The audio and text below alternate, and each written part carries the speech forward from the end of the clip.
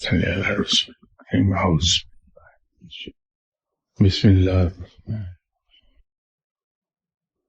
السلام علیکم خواتین حضرات. یہ کسی صاحب نے سوال یہ پوچھا ہے کہ کیا یہ سچ ہے کہ ہر ولی اللہ کے ساتھ کوئی نہ کوئی فرد ایسا ہوتا ہے جو اس کی آزمائش کے لیے مقرر ہوتا ہے؟ عمومی طور پر ایسا ہی دیکھا گیا ہے. یہ صرف ولی اللہ پر ہی موقوف نہیں ہے، بلکہ ہر وہ آدمی جو نیکی کی راہ پہ چلتا ہے اس کو لوگ تنگ کرتے ہی رہتے ہیں. اولیاء کرام کے بارے میں ایک بات یہ بہت مشہور ہے کہ وہ ولی اللہ ہی نہیں ہے جس کے مخالفین کی تعداد اس کے چاہنے والوں سے زیادہ نہ ہو. تو کہا یہ جاتا ہے کہ ولی اللہ کے چاہنے والوں کی تعداد 1/3 ہوتی ہے اور اس کے مخالفین کی تعداد 2/3 ہوتی ہے. عام طور پر یہ ہوتا ہے کہ ہر ولی اللہ کی زندگی میں ایسا ایک نہ ایک آدمی رہتا ہے جو اس کی زندگی کو اجیرن کیے رکھتا ہے، ایک طریقے سے کبھی دوسرے طریقے سے، اور شاید اس کا ہونا ضروری بھی ہے، اس لیے کہ ولی اللہ کا ایک طرح سے وہ کنٹینیوس کنسسٹنٹ ریفریشر کورس ہے کہ وہ شخص ولی اللہ کو دکھ دیتا رہے گا اور ولی اللہ اسے بڑی خاموشی اور ہنستے ہوئے چہرے کے ساتھ برداشت کرتا رہے گا کہ اسے حکم یہی ہے. تو اس کی برداشت میں بھی اضافہ ہوتا ہے، اس کے صبر میں بھی اضافہ ہوتا ہے، اور اس کے اجر میں بھی اضافہ ہوتا ہے، اور اس کے نتیجے میں اس کی پرواز بڑھتی رہتی ہے.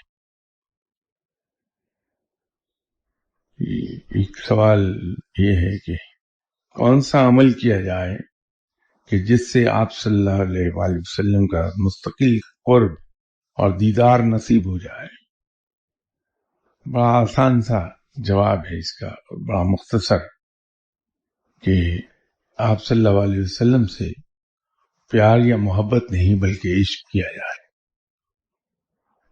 جب آدمی عشق کرے گا تو آپ صلی اللہ علیہ وسلم کے تصور میں ڈوبا رہے گا ہر وقت، اور جب تصور میں ڈوبا رہے گا تو انسان کی توجہ آپ صلی اللہ علیہ وسلم ہی کی طرف رہے گی.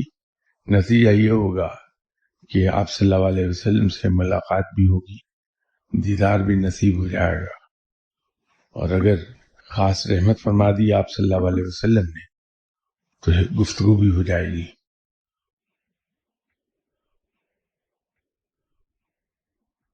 ایک اور کسی صاحب نے چٹ بھیجی ہوئی ہے کہ نوافل نماز جو 9 سے 10 کے درمیان آپ نے پڑھنے کے لیے کہا ہے، اگر جمعہ والے دن آپ کی جاب 9 بجے سٹارٹ ہو تو کوئی حل ہے اس معاملے کا؟ اس کا بڑا سادہ سا حل ہے کہ نہ پڑھا جائے اسے. اگر ایک جگہ ہم جاب کے لیے انٹرویو کے لیے جاتے ہیں اور وہاں ہمیں یہ بتایا جاتا ہے کہ صاحب یہاں آفس ٹائمنگز 7 to 2 ہوں گے، صبح 7 سے 2 بجے تک، تو اگر ہم یہ ان سے کہیں کہ صاحب 7 بجے تو پھر مشکل ہے، وہ تو میرے سونے کا وقت ہوتا ہے، تو آپ یوں کر لیجئے کہ آفس ٹائمنگ چینج کر کے اس کو 9 to 5 کر لیجئے. تو اس کا جواب یہ ہوگا کہ صاحب آفس ٹائمنگ تو چینج نہیں ہو سکتے، آپ کوئی اور جاب دیکھ لیجئے.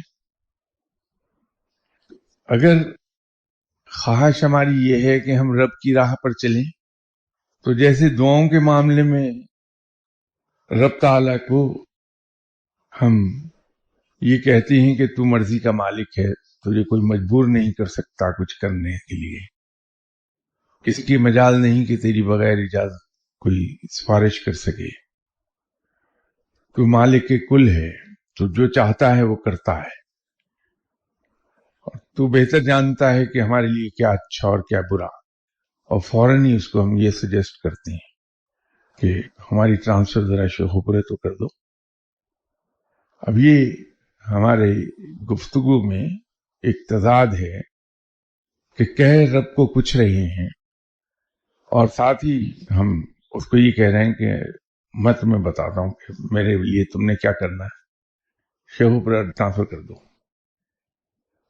اسی طرح یہ ہے کہ اگر ہم کہتے ہیں کہ ہمیں رب کے قریب جانا ہے، اس کی قربت چاہیے، اس سے قربت کا تعلق چاہیے، تو اس پروسیس میں اگر کوئی ایسی عبادت ہے کہ جس میں ہمارے کہیں معمول میں تھوڑی سی تبدیلی ہمیں کرنی پڑتی ہے تو ہم اس کو چینج کرتے ہیں، اپنے معمول کو چینج کرنے کے لیے تیار نہیں ہوتے. تو اس کا آسان ترین حل یہ ہوتا ہے کہ نہ پڑھیے، چھوڑ دیجیے، کوئی کمپلشن تو نہیں ہے. حالانکہ 9 بجے جاب شروع ہوتی ہے، بڑے اطمینان سے آدمی 9 بجے جاب پہ جا کے اور امپلائر کو کہہ دیتا کہ یہ آدھا گھنٹہ میں لوں گا اور اس کو میں کمپنسیٹ کر دوں گا کہ میں چھٹی کے بعد 2 گھنٹے کام کروں گا بیٹھ کے. امپلائر بھی راضی ہو جاتا ہے. دوپہر کو مجھے کوئی 1.25 گھنٹے پڑھنا ہوتی نماز، جاب بھی کرتا ہوں الحمدللہ، اور یہ معمول میرا جاری ہے پچھلے 38 ایئرز سے. تو گورنمنٹ میں بھی جاب کی، پرائیویٹ سیکٹر میں بھی. تو جب پرائیویٹ سیکٹر میں گئے تو انٹرویو کے وقت ہی کہہ دیا کہ صاحب بڑی مہربانی آپ نے جاب آفر کر دی، میں صبح 5 بجے جاب شروع کر سکتا ہوں اور رات کو 10 بجے تک نان سٹاپ کام کروں گا، کوئی لنچ ٹائم نہیں مجھے چاہیے، کوئی ٹی بریک نہیں چاہیے، لیکن یہ 1.25 گھنٹے آپ چھوڑ دیجیے مجھے.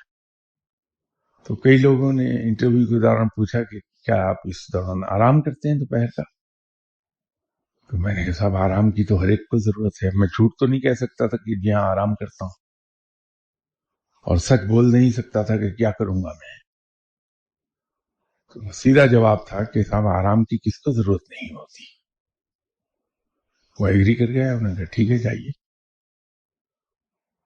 ساری عمر میں نے صبح 8 بجے سے رات 8 بجے تک ہی جاب کی ہے، درمیان میں یہ 1.25 گھنٹے میں آف کر لیتا ہوں. اس میں 1 گھنٹہ لنچ ٹائم کا ہوتا ہے، 45 منٹس ایکسٹرا لیتا ہوں، لیکن اس کے عوض میں امپلائر کو 3 گھنٹے ڈیلی دے دیتا ہوں 5 بجے سے 8 بجے تک. وہ بھی خوش ہے، میں بھی خوش ہوں. حل ہر ایک چیز کا ہے، صرف یہ ہے کہ ہم جیسے دعاؤں میں زور دیتے ہیں کہ نہیں وہ ہونا چاہیے جو ہم نے دعا مانگی ہے، کرنا ہم نے وہی ہے جو ہم نے کہا ہے دعا میں. تو اپنے آپ کو بدل، ہم نہیں بدلیں گے. اور جب اس کا انجام برا نکلے تو پھر جا نماز نہیں چھوڑیں، جب اس کو سیدھا کر. تو یہ تھوڑا سا ایک اپروچ کی بات ہے. ہم سوری بڑی تلخی سے بات کی، لیکن یہ وہ چیز ہے جو ہر روز میں دن میں دعا کے دنوں میں 200-400 مرتبہ ڈیلی میں اس کو فیس کرتا ہوں، اس سوال کو کہ جب بھی کسی کو کہہ دیں کہ اچھا یہ مسئلہ حل ہو جائے گا، آپ فلاں وقت یہ پڑھ لیا کیجیے. ارے وہ فلاں وقت تو میں تاش کھیل رہا ہوتا ہوں صاحب، وہ کیسے چھوڑ سکتے ہیں؟ اس کو چینج کر دیں، آپ رات کا کر لیجیے. اور میری واک کا ٹائم ہے جناب، میں کیسے وہ کر سکتا ہوں؟ تو اس کا آپ فلاں ٹائم کر دیں. حالانکہ وہ ٹائم ہوتا یہ ہے کہ جو ٹائم دعا میں آیا کہ اس ٹائم پر یہ پڑھو، فائدہ اسی کا ہے، اسی وقت ہے، آگے پیچھے کرنے سے فائدہ نہیں ہوتا کبھی. تو اس لیے میں ذرا سا ویسے تو بڑا بزدل آدمی ہوں، اس لیے سخت بات کر نہیں پاتا کسی سے، لیکن آج تھوڑی سخت بات کر دی، اس کے لیے معافی چاہتا ہوں. یوم عاشور کے بارے میں کسی صاحب نے لکھا ہے کہ یوم عاشور پہ اپنے گھر والوں پہ خرچ کرنے کے بارے میں وضاحت کر دیں.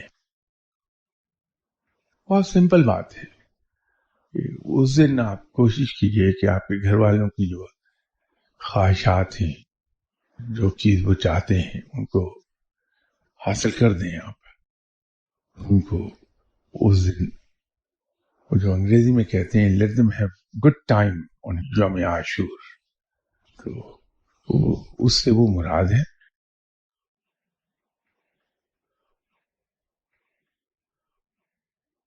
یہ سیاسی سوال ہے، پڑھ دیتا ہوں لیکن اس کا جواب دینے سے میں معذرت چاہوں گا۔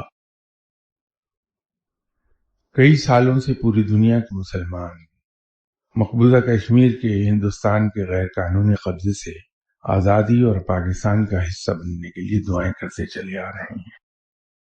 کیا اللہ تعالیٰ کی رحمت سے مستقبل میں ہمارا مقبوضہ کشمیر آزاد ہو کر پاکستان کا حصہ بن پائے گا؟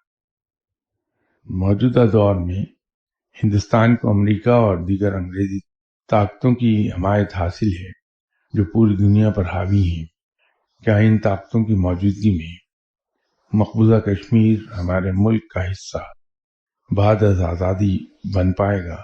وضاحت کریں۔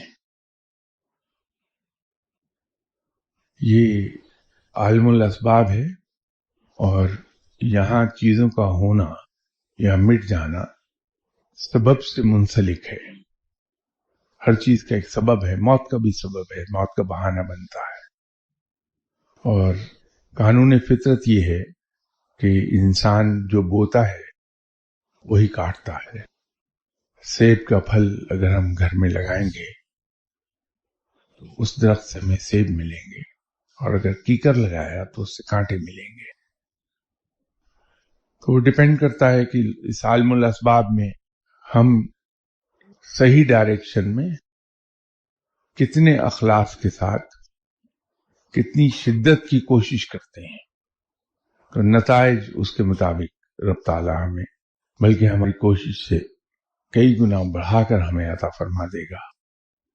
قرآن میں بھی کلیئرلی رب تعالیٰ نے کہا ہوا ہے کہ ہر انسان کو وہی کچھ ملتا ہے جس کے لیے وہ کوشش کرتا ہے۔ رب کا فیصلہ ہے یہ، تو ہمیں رب کے فیصلے کو سامنے رکھ کے پھر اپنا ایکشن پلان وضع کرنا چاہیے کہ ہماری کوشش جو ہے، ایک تو وہ پوری شدت سے کوشش ہم کریں، دوسرا اس میں اخلاص ہو، اور تیسرا وہ صحیح ڈائریکشن میں ہو۔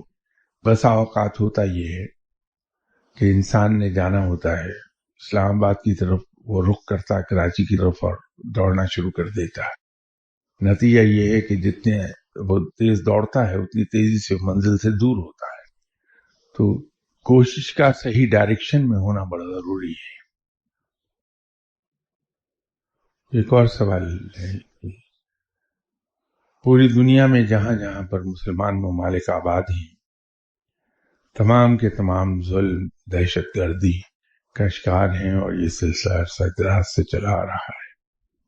کیا یہ سلسلہ ظلم، قتل، غارت اور دہشت گردی کا جو کہ قیامت کے روز ہی ختم ہوگا، یا اس سے قبل ہی رب تعالیٰ کی مہربانی سے ختم ہو جائے گا؟ دیکھنے کی بات یہ ہے، کیا یہ بدامنی، قتل و غارت، بم دھماکے یہ ہمیشہ سے ہی مسلمان ممالک میں ہوتے رہے ہیں، یا پہلے امن اور سکون تھا بعد میں شروع ہوئے ہیں؟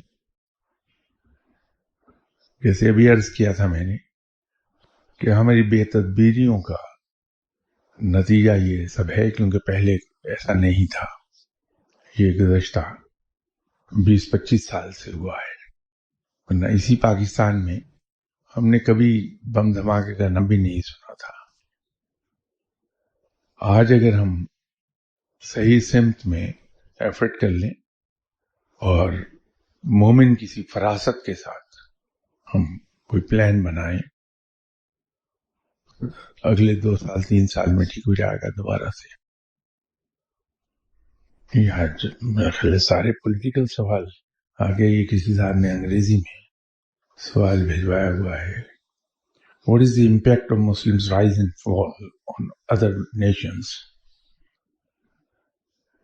یہ صرف مسلمانوں تک محدود نہیں ہے، دنیا کی سب تہذیبیں ہسٹری ہے، وہ ہمیں اصل میں ایک تو واقعات بتاتی ہے کہ کب کیا ہوا، لیکن جو عقل مند لوگ ہیں، قومیں ہیں، وہ ہسٹری سے باقاعدہ سبق سیکھتی ہیں کہ فلاں زمانے میں یہ کچھ ہوا تھا اور اس کے نتیجے کے طور پر یہ پیش آ گیا تھا، ہم وہ غلطی نہ کریں۔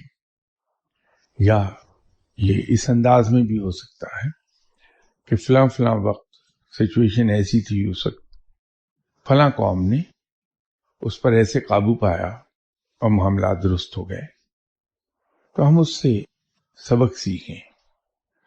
اور جو اصغر خان نے اپنی کتاب کے شروع میں کہا تھا کہ تاریخ کا المیہ یہ ہے کہ تاریخ کا سب سے بڑا سبق یہ ہے کہ تاریخ سے کوئی سبق نہیں سیکھتا، وہ بات بڑی صحیح ہے۔ تو وہ تہذیبیں جو عروج کو گئی ہیں، انہوں نے پوری دنیا کو متاثر کیا ہے۔ ہم لوگ جب عروج پر گئے تھے تو ہم نے دنیا کو بہت کچھ دیا تھا، اور زندگی کے ہر پہلو میں ہمارا ایک میجر کنٹریبیوشن تھا۔ ہم نے یورپ کو اندھیروں سے نکالا اور علم کی روشنی پھیلا دی تھی وہاں۔ ہم نے تہذیب کو پھیلایا تھا اس سارے علاقے میں۔ تو قومیں جب بھی عروج کو جاتی ہیں، اس کے اثرات دور دور تک مرتب ہوتے ہیں۔ آج مغرب عروج پر ہے اور وہاں سے ہمیں سب کچھ مل رہا ہے۔ کل انشاءاللہ تعالی پھر مسلمان ایک بار عروج کو آ جائیں گے، تو پھر مسلمانوں کے انفلوئنسز ہو جائیں گے پوری دنیا پر۔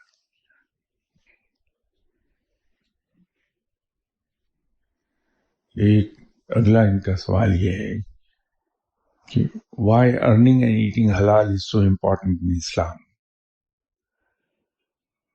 بات یہ ہے کہ کمانا تو اس انداز میں بھی ہو سکتا ہے جس انداز میں آج کل ہم میں سے 80% لوگ کماتے ہیں، کہ وہاں حلال اور حرام کی پرہیز نہیں ہے۔ تو جب ہم رزق حلال کمانے سے دور ہو جائیں تو پھر پورے معاشرے میں بے چینی اور بد امنی پھیلتی ہے کہ ایک ایسی دوڑ شروع ہوتی ہے مسابقت کی کہ وہ بالآخر تباہی تک لے جاتی ہے انسان کو۔ یہ آج جو کچھ ہم دیکھ رہے ہیں کہ ہم قتل و غارت میں مبتلا ہو گئے ہیں، ہمارے یہاں چھوٹی چھوٹی باتوں پر جھگڑے ہوتے ہیں، لوگ جان سے ہاتھ دھو بیٹھتے ہیں، وہ اسی کا نتیجہ ہے کہ ہم اس مسابقت میں داخل ہو گئے ہیں اور زیادہ سے زیادہ کمانے کی دوڑ۔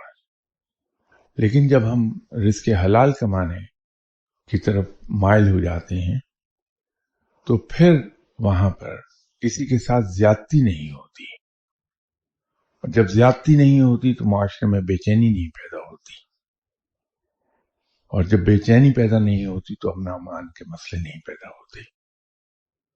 یہ در حقیقت جو معاشرے کا انصاف ہے، ایک تو وہ انصاف ہے جو عدالتوں سے ملتا ہے، ایک معاشرے کا اپنا ایک انصاف ہے، وہ اسی وقت قائم ہوتا ہے جب ہم رزق حلال کماتے ہیں، کیونکہ رزق حلال میں ہم نہ تو کسی کا کام میں رکاوٹ ڈالتے ہیں، نہ کسی کے کام کو ہم ڈیلے کرتے ہیں، نہ کسی چیز کے بارے میں ہم جھوٹ بولتے ہیں،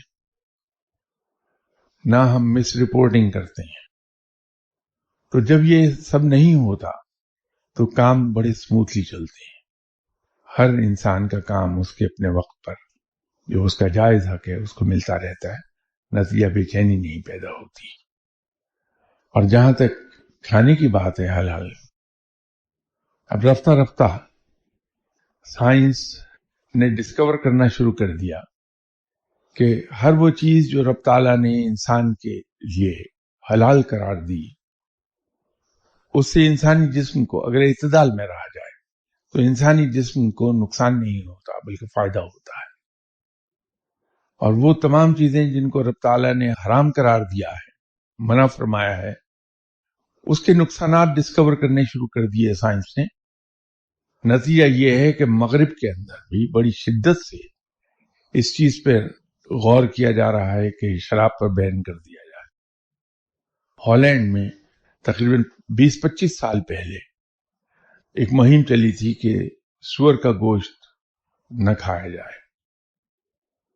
ये जितनी हराम चीजें करार दी गई हैं उनमें नुकसान है, बीमारी है इंसान के लिए, उसकी सेहत के लिए मुज़िर है। तो वक्त जो गुजर रहा है, इल्म इंसान का बढ़ रहा है, इंसान ये चीजें डिस्कवर करना शुरू कर दिया उसने कि ये कुछ चीजें हलाल क्यों करार दे दी गई और दूसरी हराम है, उसमें हमारे ही फायदा है। एक और इन्होंने सवाल किया है कि what should be the Muslims lifestyle as an individual and as nation, और विद इन ब्रैकेट उन्होंने कहा है कि national and global perspective in today's time.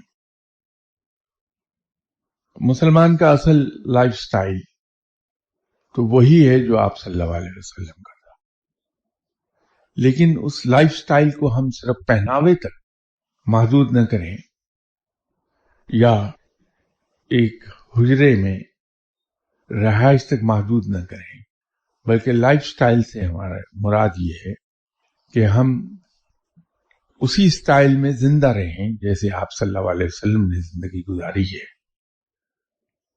कि अपने लोगों के लिए भी और दुश्मनों के लिए भी बेपनाह किस्म की टॉलरेंस मौजूद थी। फिर उफ और दरगुजर बेतहाशा थी, इशार और कुर्बानी दूसरों के लिए बहुत ज्यादा, और अपनी जिंदगी को सादा रखा जाए। ये लाइफस्टाइल अगर आज भी हम अपना लें तो हम सबकी आंखों का तारा बन जाएंगे, अपने दुश्मनों की भी। मुसलमान का असल लाइफस्टाइल तो वही है जो आप सल्लल्लाहु अलैहि वसल्लम का था।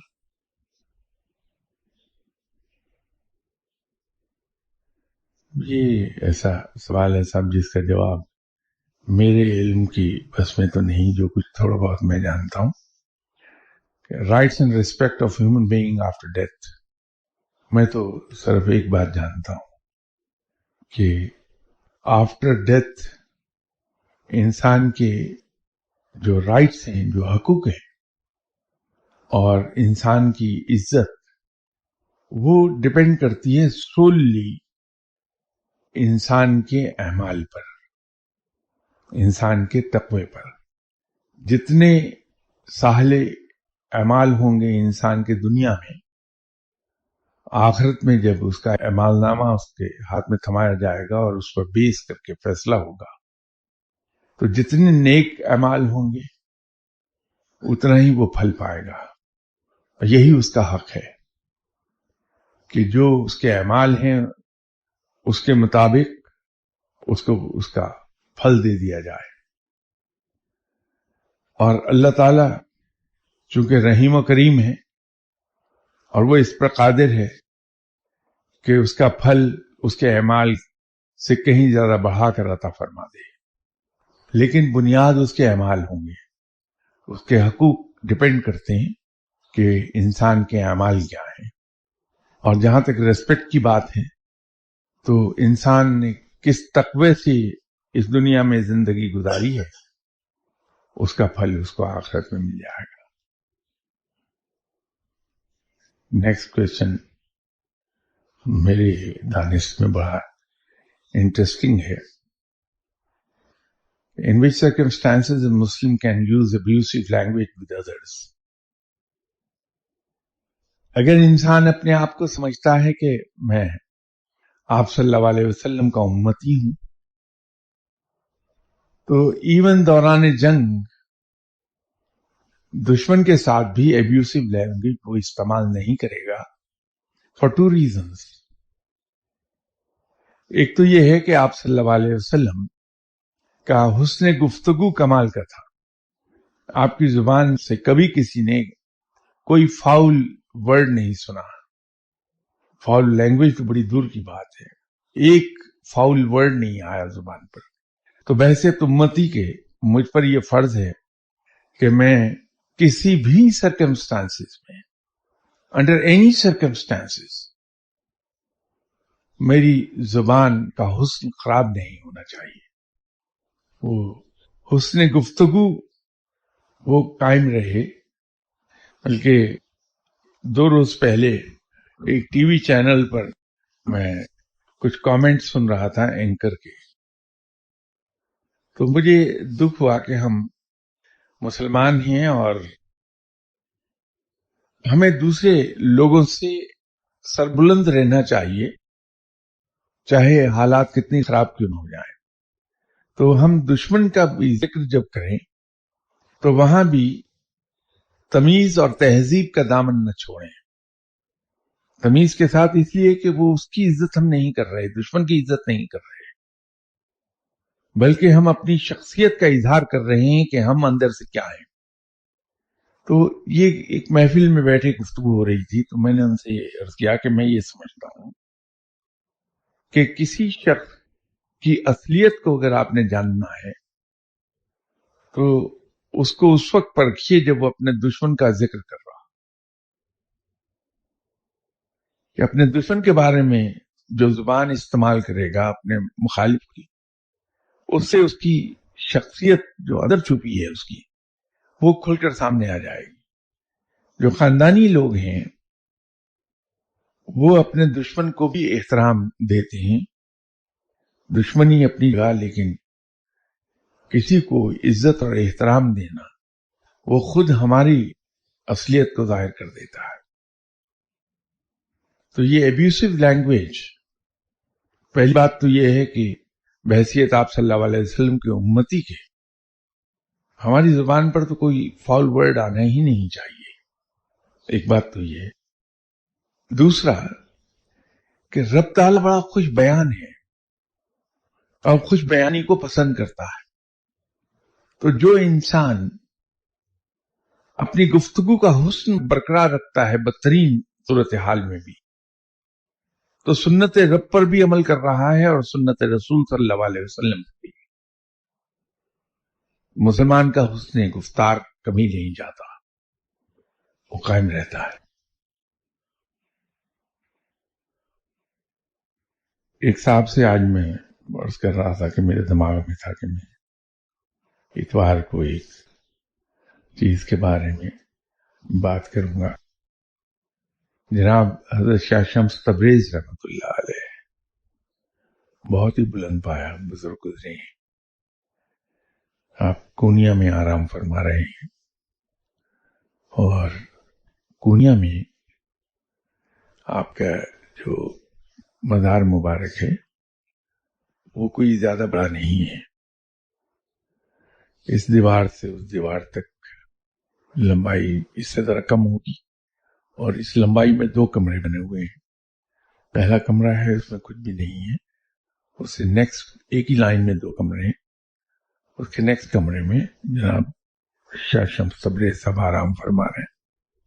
تو ایسی بلند ہستی ہیں کہ لوگوں کا امپریشن یہی ہے، میرا اپنا بھی امپریشن یہی ہے کہ جب ہم جا کے وہاں فاتحہ کے لیے ہاتھ اٹھاتے ہیں، کھڑے ہوتے ہیں، تو ایک بہت ڈسٹنکٹ ٹائپ آف امپریشن آتا ہے انسان کو، ایز اف کہ آدمی کسی شہنشاہ کے دربار میں کھڑا ہے.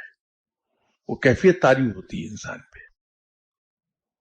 تو میں یہ سمجھا پہلے کہ شاید میں ہی ہوں، لیکن جتنے لوگ بھی وہاں گئے سب کا امپریشن یہی تھا کہ وہاں جب ہم فاتحہ کے لیے ہاتھ اٹھاتے ہیں، آنکھیں بند ہوتی ہیں، تو ایک عجیب تاثر قائم ہوتا ہے انسان پر کہ بہت بڑا شہنشاہ ہے جس نے دربار سجایا ہوا ہے اور انسان اس دربار میں کھڑا ہے. انہوں نے اپنی آپ بیتی میں ایک بہت کمال کی چیز بیان فرمائی جس کا روحانیت سے بہت تعلق ہے.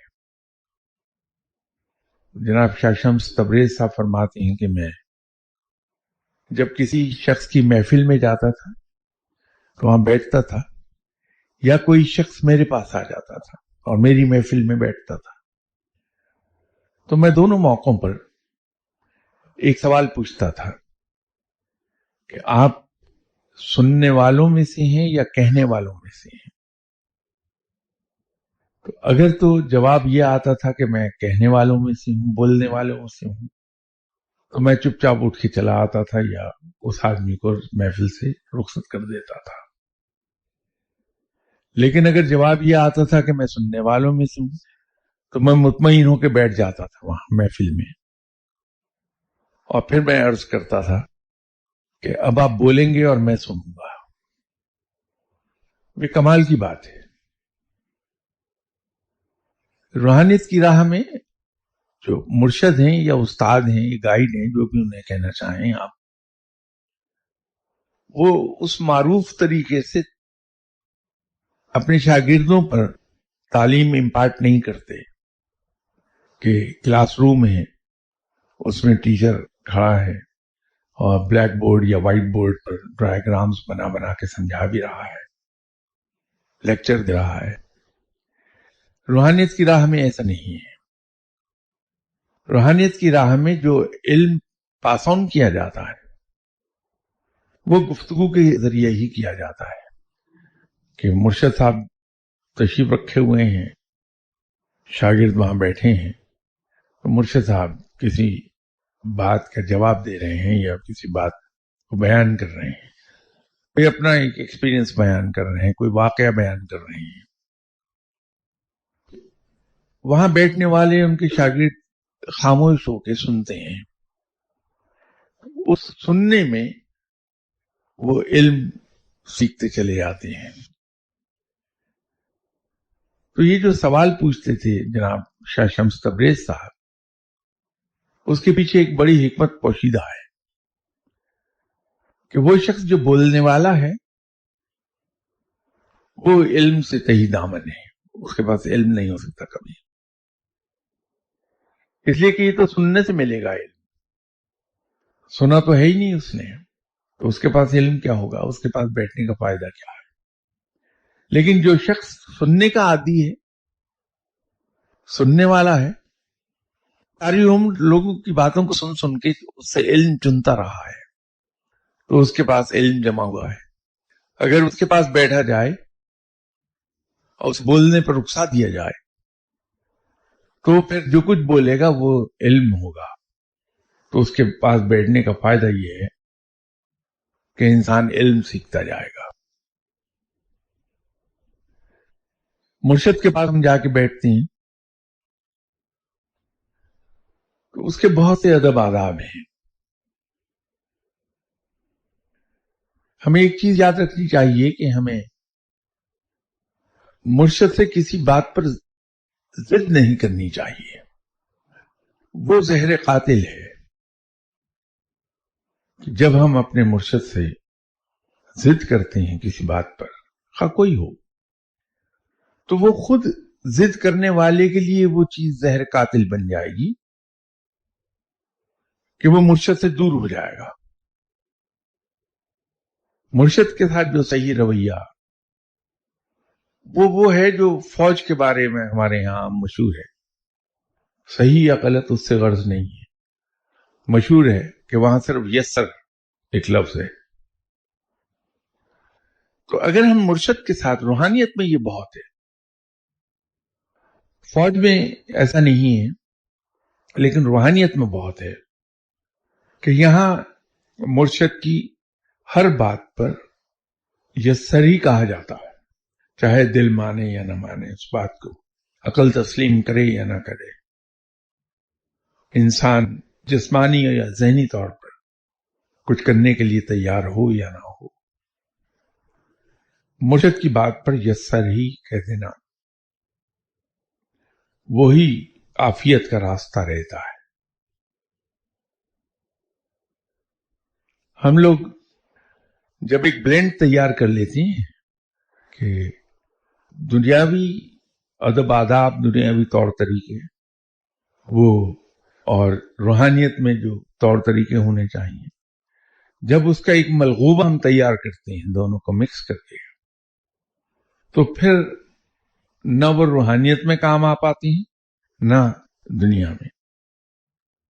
तो मुर्शिद के पास जब हम बैठें तो सिर्फ खामोश रहें اور زبان ہم اس وقت کھولیں جب مرشد ہم سے کوئی چیز پوچھ لیں، سوال کر لیں مرشد ہم سے، ورنہ ہم سنیں کہ سننے سے علم ملے گا۔ دوسری بات یہ ہے کہ مرشد کی بات کو چاہے اندر سے ہم تسلیم کریں یا نہ کریں، اس کا جواب یہ سر میں جائے اگر۔ یہ اور بات ہے کہ ہمیں پتہ یہ چلے گا کہ ہماری عقل جس کو کہہ رہی تھی کہ یہ بات غلط ہے، وہ اینڈ پر جا کے پتہ چلتا ہے کہ بات مرشد ہی کی ٹھیک تھی، چاہے وقت گزر گیا ہو کچھ۔ جس طرح میں ایک بات ہمیشہ لوگوں سے عرض کرتا ہوں کہ ہمارا علم، ہمارا تجربہ، ہماری وزڈم خواہ چیخ چیخ کے کہہ رہی ہو کہ والدہ نے جو حکم دیا ہے یہ سراسر گھاٹے کا سودا ہے، لیکن اگر ہم والدہ کی اس بات کو گھاٹے کا سودا سمجھ کے لیے، یہ جانتے ہوئے بھی کہ یہ سراسر گھاٹے کا سودا ہے، اپنی والدہ کی بات کو مان لیں کہ ٹھیک ہے ایسا ہو جائے گا۔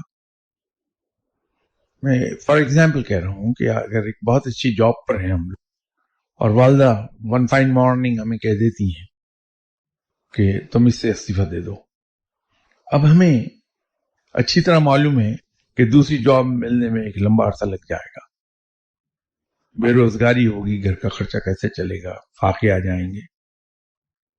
لیکن اگر یہ سوچ کے کہ ہماری والدہ نے حکم دیا ہے، ہم اس کنویں میں چھلانگ لگا دیتے ہیں کہ ٹھیک ہے جی استعفیٰ دے دیا، تو میرا کہنا یہ ہے کہ جب ہم اپنی والدہ کا حکم مانتے ہیں باوجود سب کچھ جاننے کے کہ نقصان کا سودا ہے، تو رب تعالیٰ اپنی رحمت کے صدقے اس سودے کو گھاٹے سے منافع بخش بنا دیتا ہے۔ تو آپ کا ٹائم ہو گیا، اس بات کو انشاءاللہ نیکسٹ سنڈے فردر ایلیبوریٹ کرنے کی کوشش کروں گا۔ اس وقت تک کے لیے اجازت دیجیے، السلام علیکم۔